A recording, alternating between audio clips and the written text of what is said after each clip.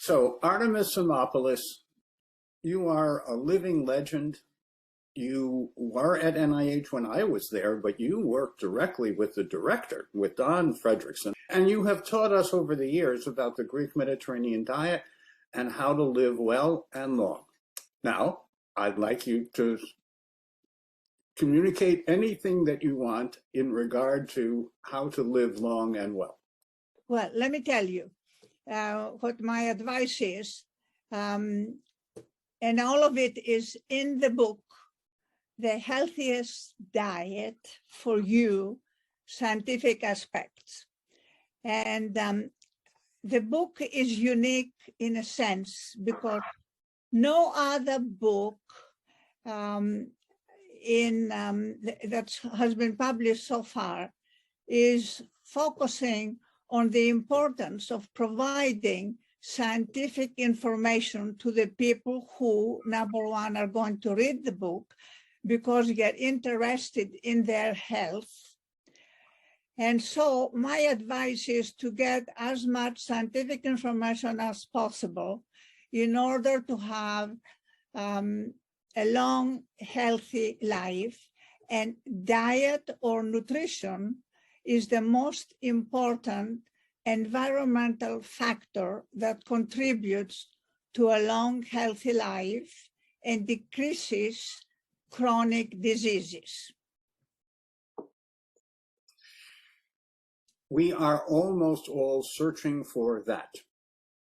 We want to feel and function well. We want to live meaningful moments and lives with our loved ones. And I have learned so much from you about the Greek Mediterranean diet, but more importantly, the lifestyle. If we choose a healthier lifestyle, 92% of our lifetime health is embraced. 8% is genetic or transgenerational, but most of it is lifestyle.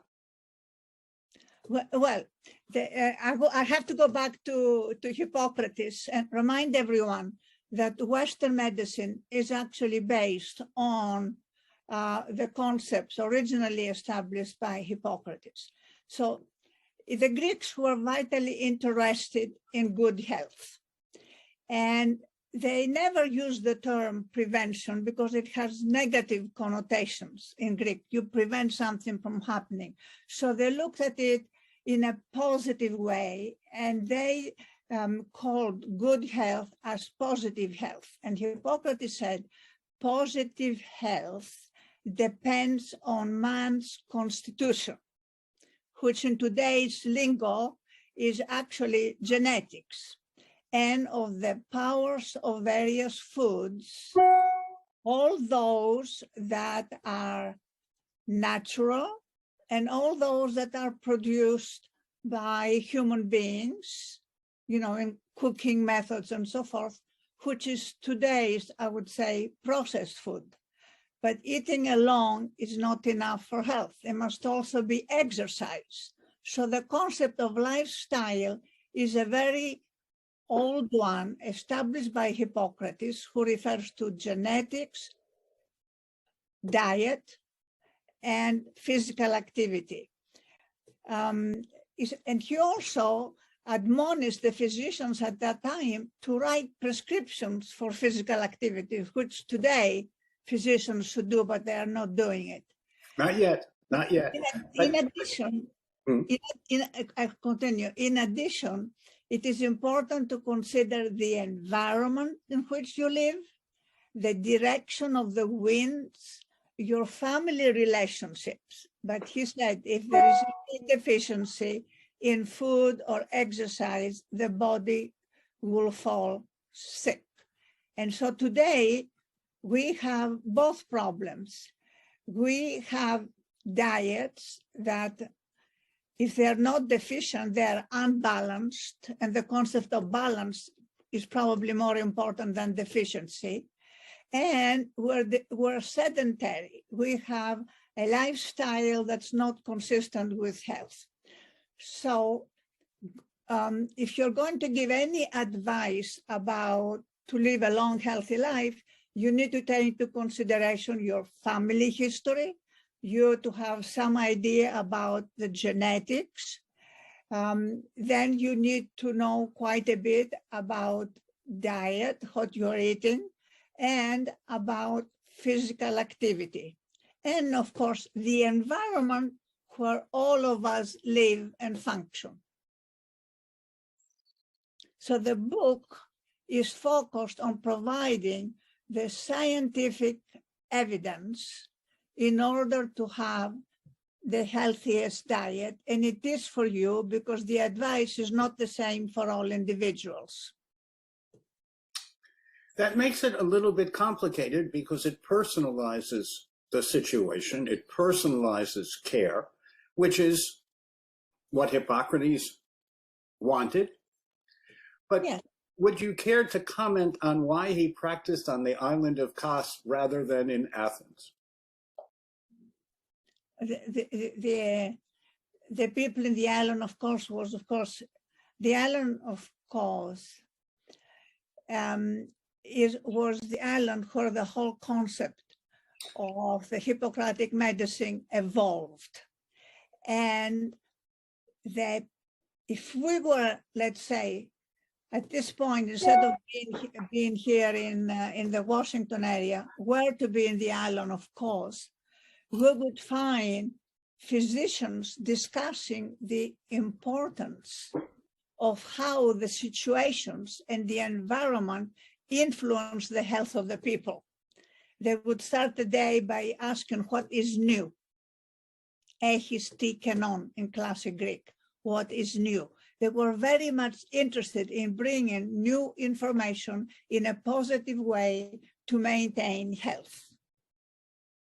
The 5th century BC was a wonderful time in Greece because for the first time you had the development of botany and physiology, and people began to think scientifically through observations and move away from the concepts of the religious concepts of the high priests and demonizing health.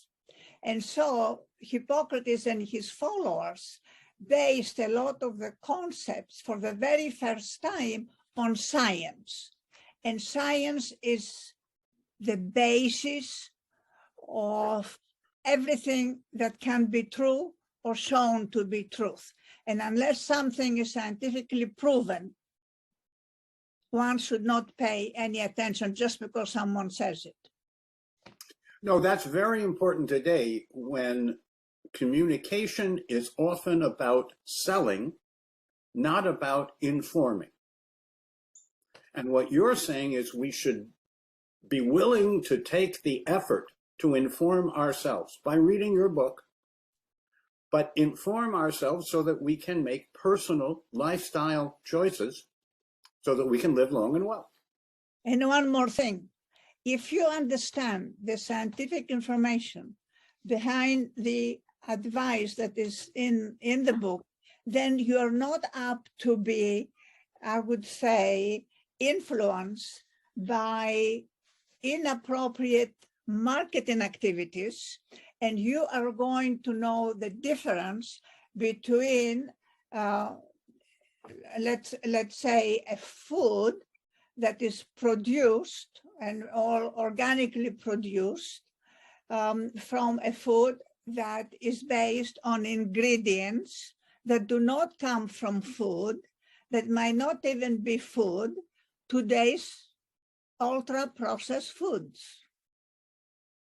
So you need to have and understand the composition of the food and what it does. Using only dietary patterns like the dietary guidelines is not enough. You need to know, of course, the dietary pattern, but you have to know the composition of the foods that make up a dietary pattern. And that is why I emphasize in the book the importance of genetic variation, the importance of the microbiota, the bacteria that are in our GI tract, and what your genes can tell you about nutrition, as well as the difference in human metabolism between ultra-processed foods, or minimally processed foods. What I guide people is to shop around the edge of the market.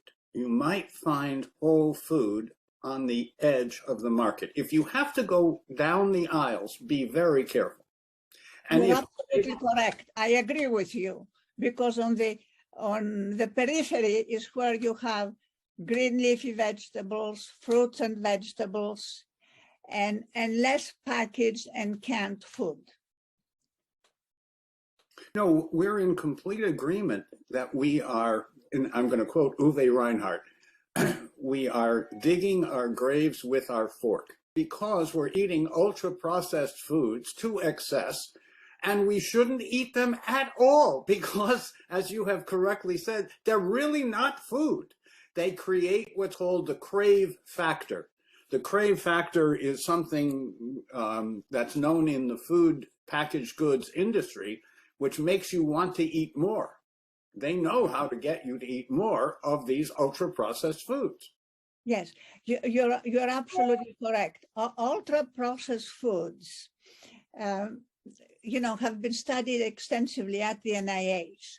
And the study clearly showed that people who select ultra-processed foods, they eat faster, they take 500 calories more per day, and they gain about 2 pounds a week on the average, where those who the same people, when they are put on a non-processed food diet, they actually lose 2 pounds, they eat less than 500 calories, and they eat slowly.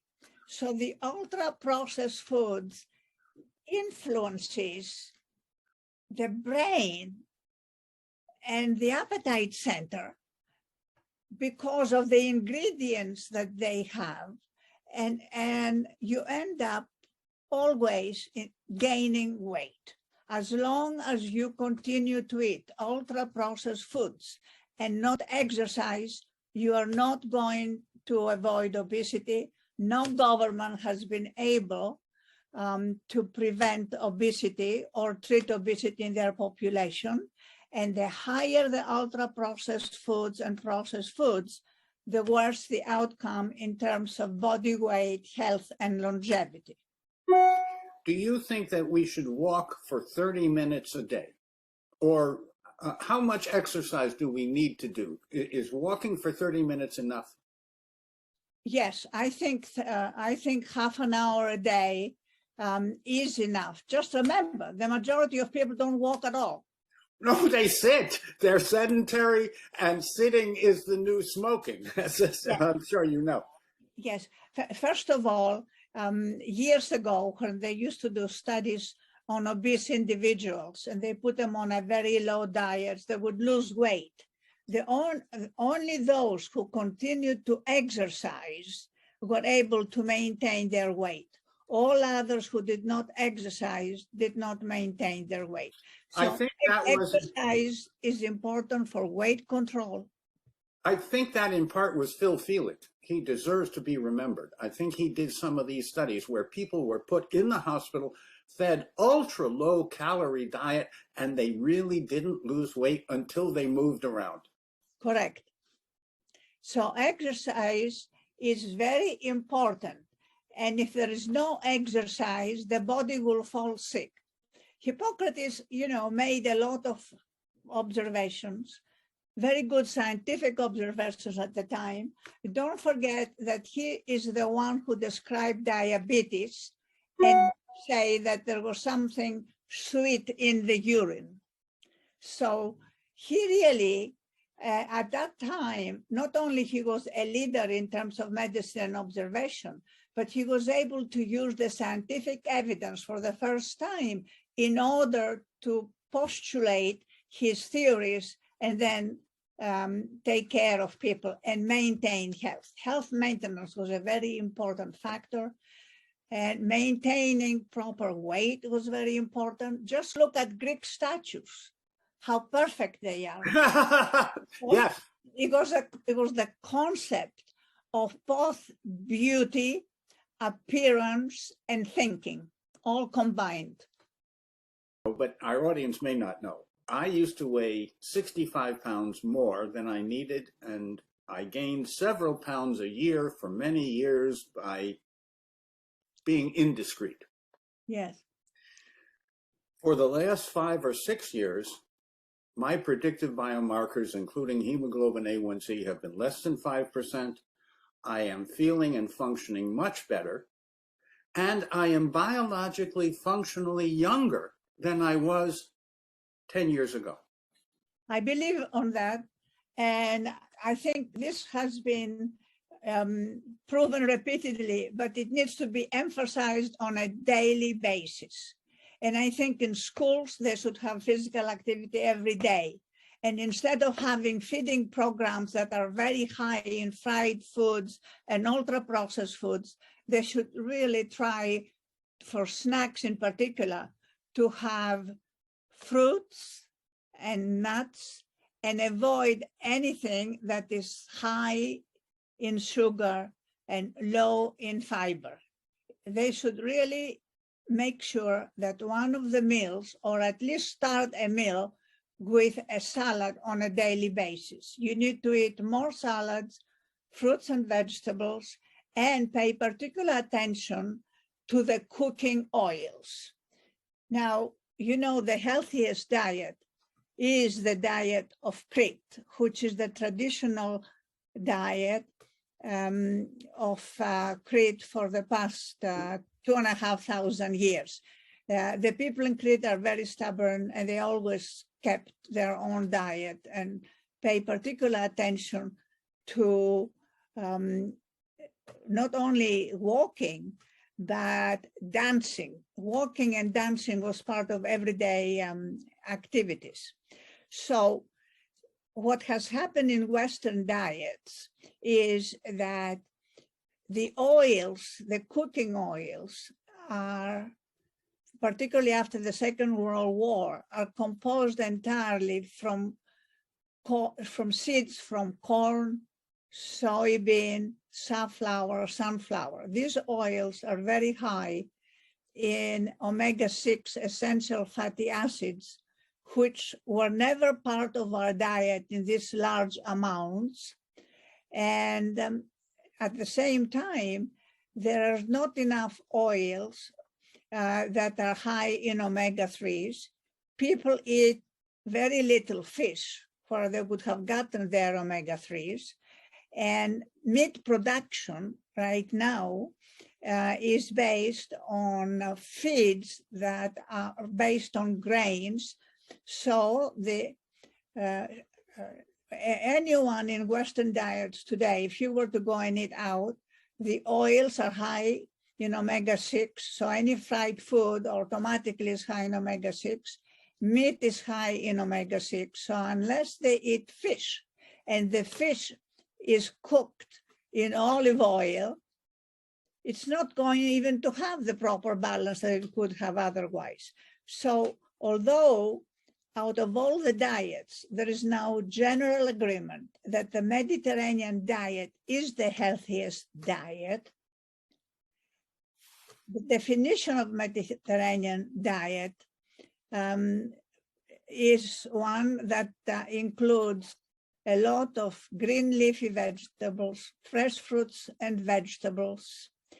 And it has moderate amount of meat, preferably grass-fed meat, moderate amount of fish, moderate amount of dairy, and it's whole fat. It's not low fat. You don't need to have anything low fat.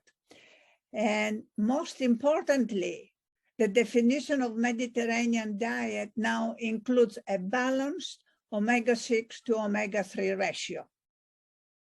Now, say a little bit more about that. Talk about the NHANES data about how much omega-6 typical Americans get compared to how much omega-3. Yeah, well, I can tell you, you can use the Haynes data, or you can use any data from the clinical studies on the controls. It varies, the ratio varies from 10-1 to as high as 20-1. And Joe Hibben had done some recent studies where it showed that in certain groups, this ratio is even 30-1.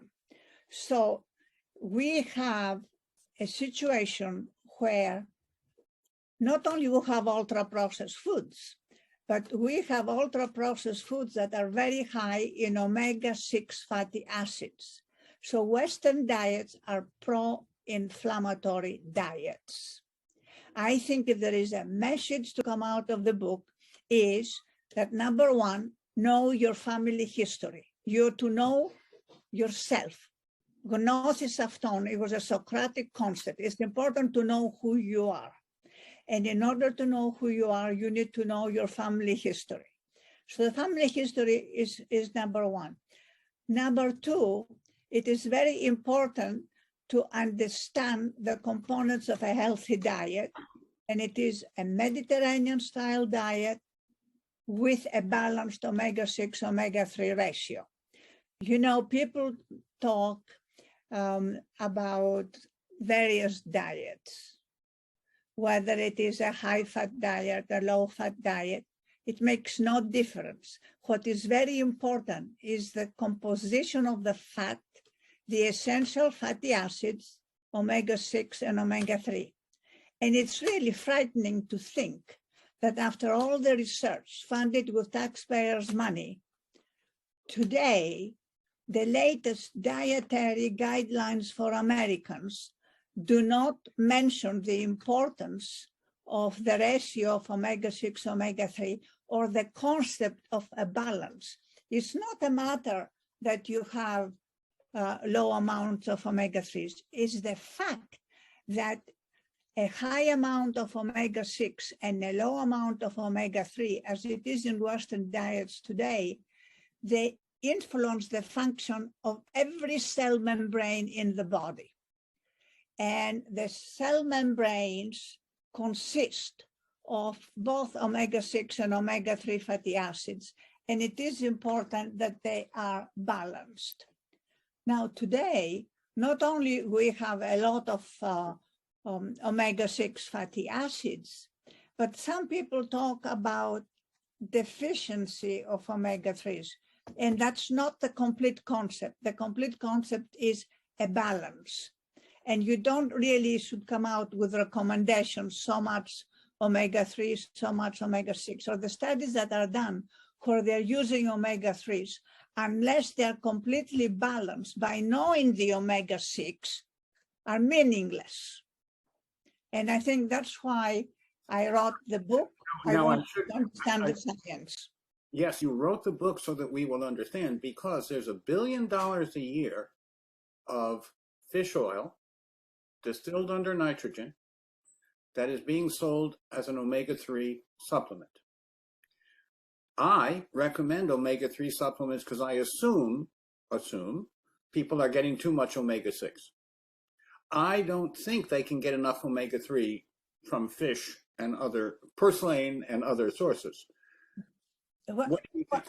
Let me tell you, right now, with the current food supply that is so very high on omega-6 fatty acids,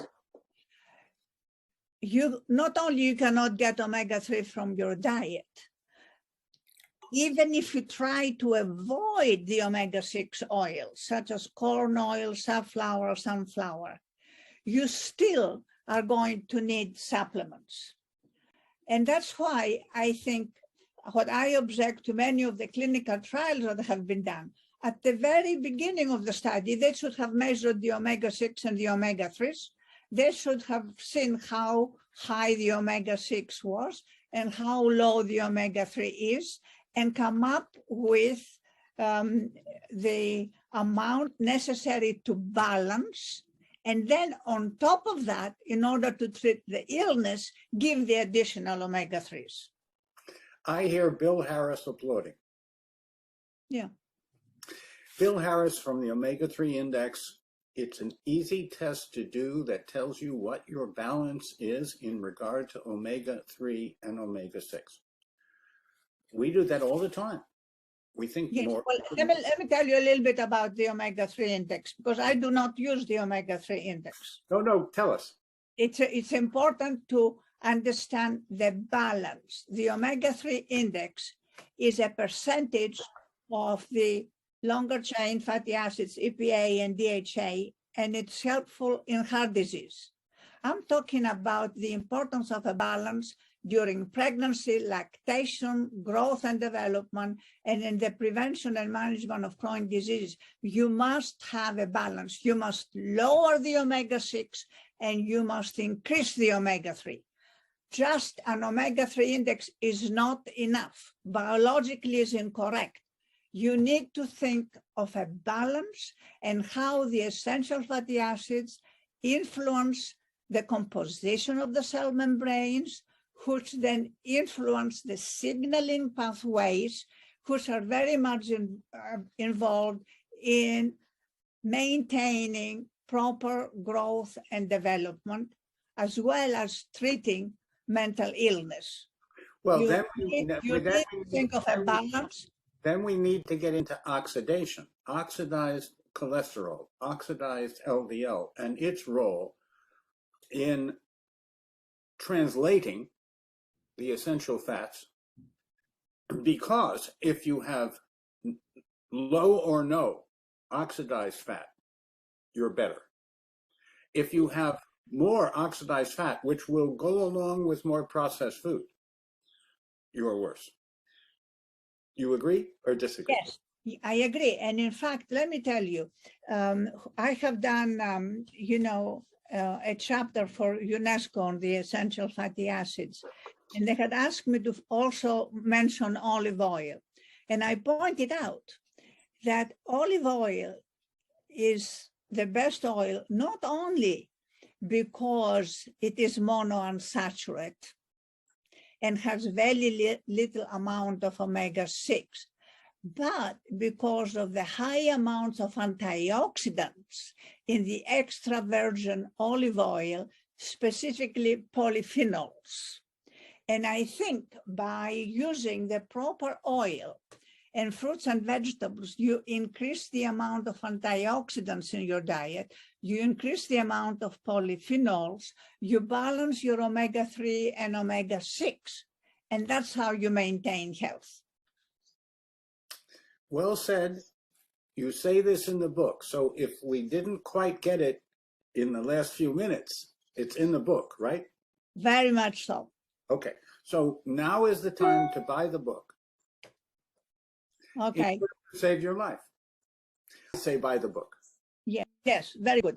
Actually, the book is available on online as well as in print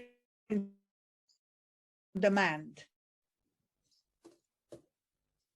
I tell you, Russ, I think the whole concept of a balance is something that physicians need to emphasize more and more and more. Because in medicine, there is a phosphorus to calcium ratio, there is a potassium to sodium ratio, and all these concepts of balance need to be taken into consideration by nutrition scientists. Right now, they're all taken into consideration by endocrinologists and physicians in metabolism. And most of the people in nutrition, they are still focused on deficiency, and they have forgotten the importance of balance of the essential nutrients. And that's another reason for the book. You and I are completely in agreement that it's about balance. It's not about any one thing. It's about the ratio of this to that. Correct. And that to me was an epiphany. I think I learned that from you. But when I realized the importance of balance, not any one thing, but the ratio of this to that, sodium to potassium, calcium to magnesium, omega-3 to omega-6, and on and on. And that was, as I said, an epiphany which helped me be a better physician, more able to help people find their way through the confusion of the market into the wholeness of what you're describing and the balance of what you're describing. Yeah, so we need a redirection of research in nutrition to be more involved by using genetics concepts, genetic variation, family history, balance of nutrients, the importance of foods, and the need to remove ingredients that do not come from foods. Remember, 72% of calories that are eaten today by people on Western diets, they were not present during evolution. And I really want to focus a bit on evolution, because it is during evolution of human beings and their exposure to the various environmental nutrients, whether they came from animals, fish, fruits, or vegetables, that actually influences the expression and the function of genes. Whereas today we have a diet where our genes don't know how to deal with it. They have not been exposed to these ingredients. They're not dietary components. They are ingredients that have not been part of the diet of human beings. And furthermore, in terms of ultra-processed foods, they make up 52% of the current foods in Western diets. I don't think we should forget that what is going on right now with the various plant proteins being, I would say, designed to look like meat when it's not meat, to look like fish when it's not fish, to look like chicken when it's not a chicken nugget. All these foods should not be eaten. We're going to have more difficulties and more problems because these foods, when the studies are done looking at the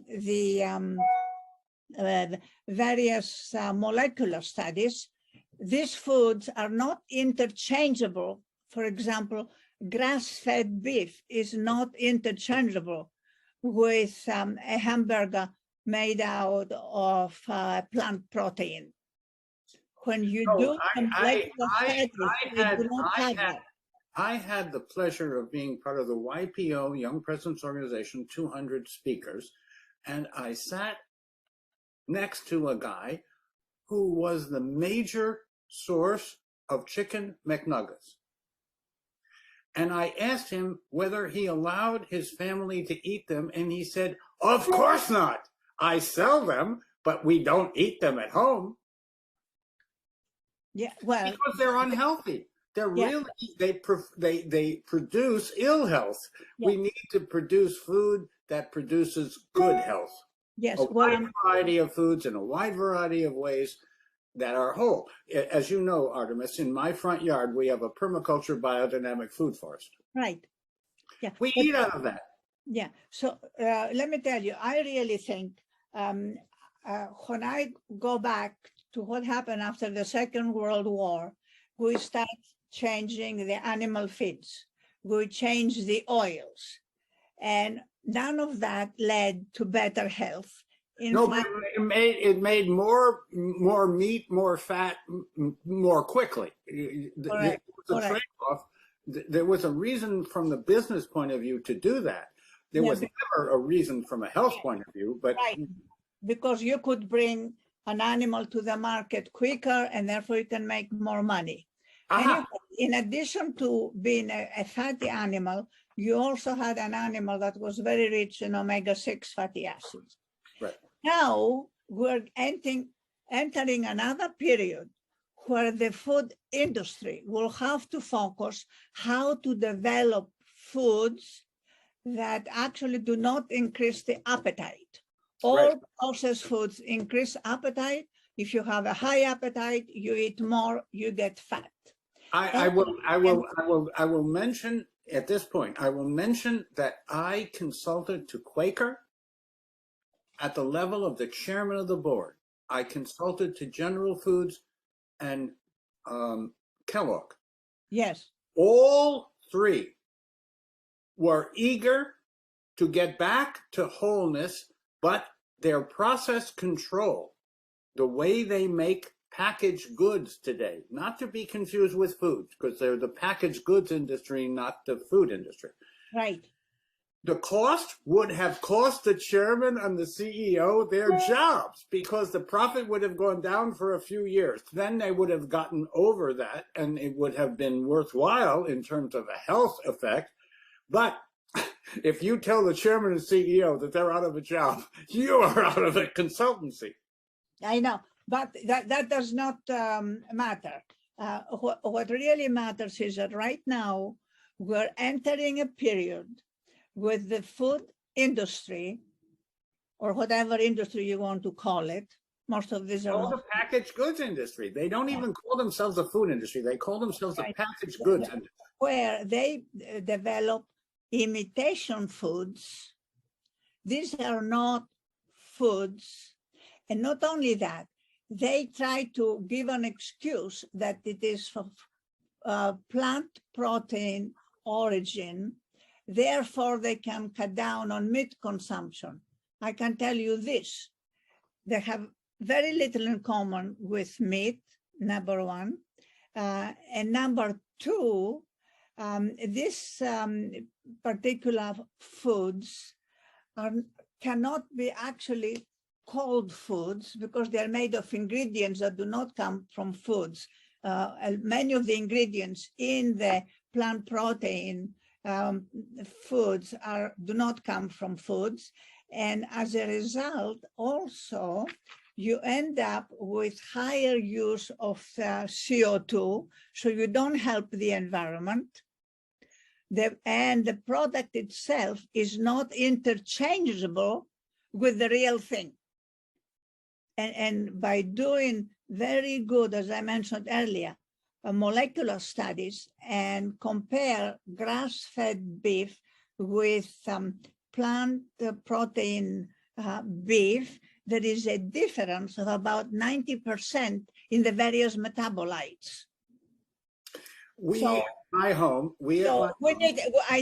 need to really focus. I hope the physicians will focus on that and deal with their patients. And I hope the book will help in emphasizing all these points we're discussing today, so people get involved and make choices that are based on scientific information. That's why there are so many references in the book.